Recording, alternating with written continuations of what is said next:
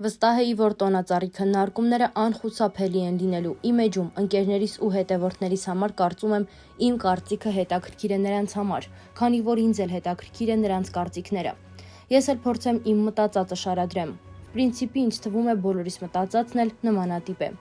Ձենս տակ տեղից չի գալիս, գիտեմ, թե ինչ է հարազատի կորուստը։ 23 տարի ամեն օր տեսել եմ, թե ոնց էր մայրս սգում 24 տարեկան եղբորս մահը։ Չհաշտվեց մայրս իր վշտի հետ, ես կասեի նույնիսկ գնաց ինքնազոհության, գիտակցված ինքնասպանության։ Բարեկամ հարազատ, անկախ նրանից, թե ով կլինի, ում տանը հարսանիք, կնունք, ծնունդ կար, որտեղ կար երաժշտություն, երգ կար, այնտեղ մայրս չկար։ Իմ խնդրանք, հորդոր, պահանջ, ուլտիմատումներն էլ պսակվեցին ամրությամբ։ Նույնիսկ շուտ ամուսնանալս, հարսի, թոռների ներկայությունը չկարողացան մորս թաց աչքերը չորացնել։ Մեր տանը նվագի ձայն է լսվել ծնողներիս մահից 5 տարի հետո, տղայիս բանակից զորացրման օրը։ Երևի միակ դեպքն էր, որ համաձայն չեղա մորս հետ։ Ինչևէ, սա между прочим։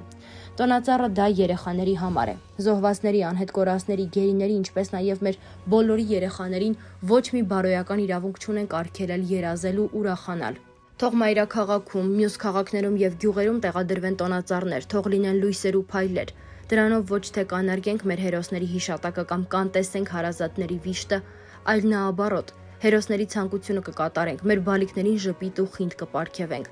Չէ՞ որ տղերքն էլ նույնը կանեին։ Այսպիսով նաև աշխարհին կասենք, որ հայը չի կոտրվում, ամեն մարդ յուրովի է իր վշտին համակերպվում, իր խաչը տանում գրկած կամ շալակած, խորին խոնարհումս հերոսների ընտանիքներին։ Թող հրապարակում համերգ չլինի, երգ ու երաժշտություն չլինի, առավել եւս հրավառություն չլինի, բայց տոնածառը պետք է։ Ես կասեի նույնիսկ պարտադիր է։ Չէ, տղերք, երեխաները պիտի ապրեն իրենց մանկությունը։ Առողջ եղեք, արև ձեզ հայ ու Հայաստան, խաղաղություն մեր սահմաններին, ավել պակաս կներեք։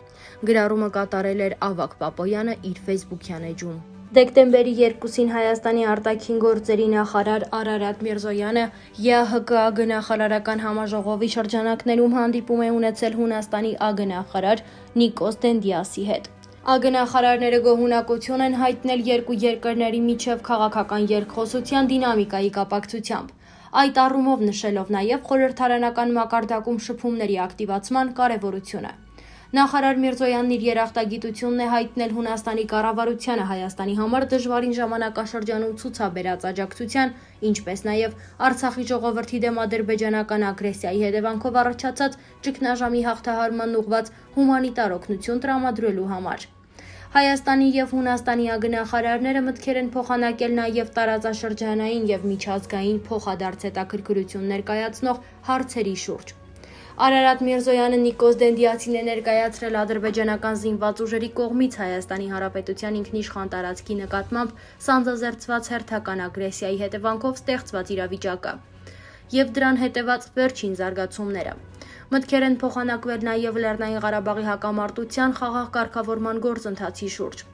Նախարար Միրզոյանը կարևորել է ԵՄ-ի եւ ԵՄ անդամ երկրների դիրքորոշումը ԵԱՀԿ Մինսկի խմբի համանախագահության մանդատի ներքո ԼՂ հակամարտության տևական եւ համապարփակ կարգավորման վերաբերյալ։ Նաև ընդգծվել է ռազմագերիների եւ այլ պահվող անձանց շուտապույտ հայրենադարձման միջազգային կառույցների Արցախ անխոչնդոտ մուտքի ապահովման անհրաժեշտությունը։ Նյութի աղբյուր Yerevan-Times.com Մոլորվելու արդյունքում Ադրբեջանի զինված ուժերի վերահսկողության տակ է հայտնվել Արցախի քաղաքացի ԱՀԱԱՑ։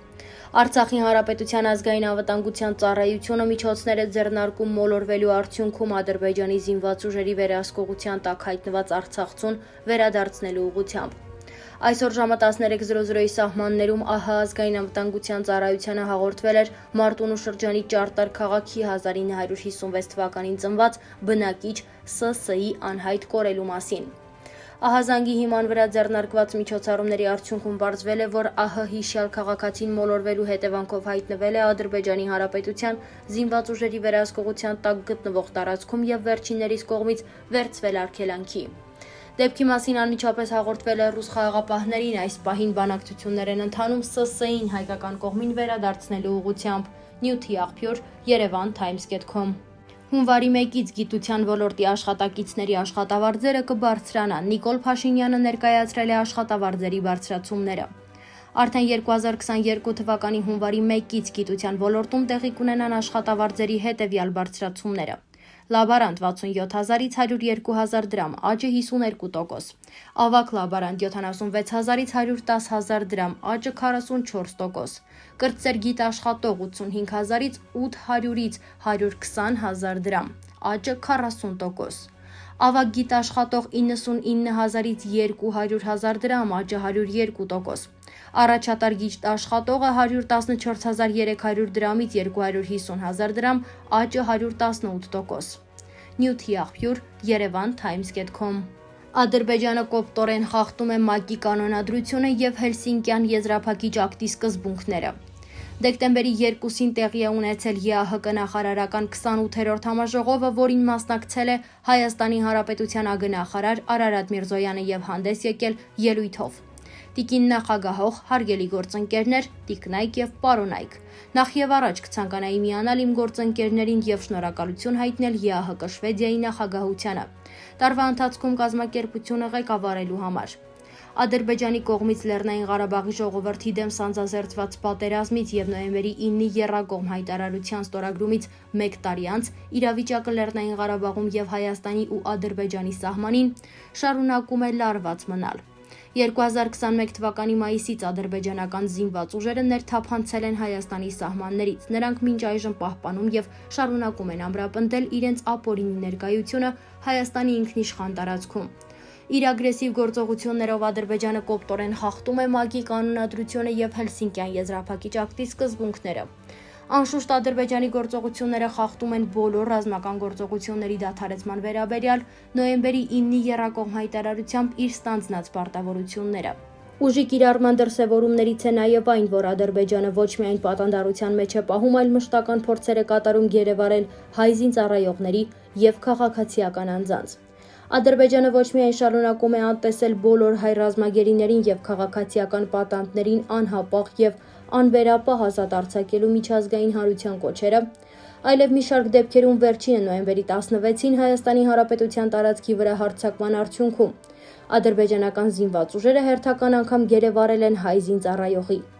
Ոչ մի պատրվակ չի կարող արդարացնել այս բռնի գործողությունները, Հայաստանի տարածքում ադրբեջանական զինուժի շարունակական ներկայությունը մեր տարածաշրջանը ապակայունացնող գործոն է։ Հուսով ենք, որ նոյեմբերի 26-ին Ռուսաստանի Դաշնության կողմից կազմակերպված եռակողմ հանդիպումը ճանապարհ կհարթի տարածաշրջանում իրավիճակի դեէսկալացիային ուղղված հստակ միջոցներ ձեռնարկելու համար։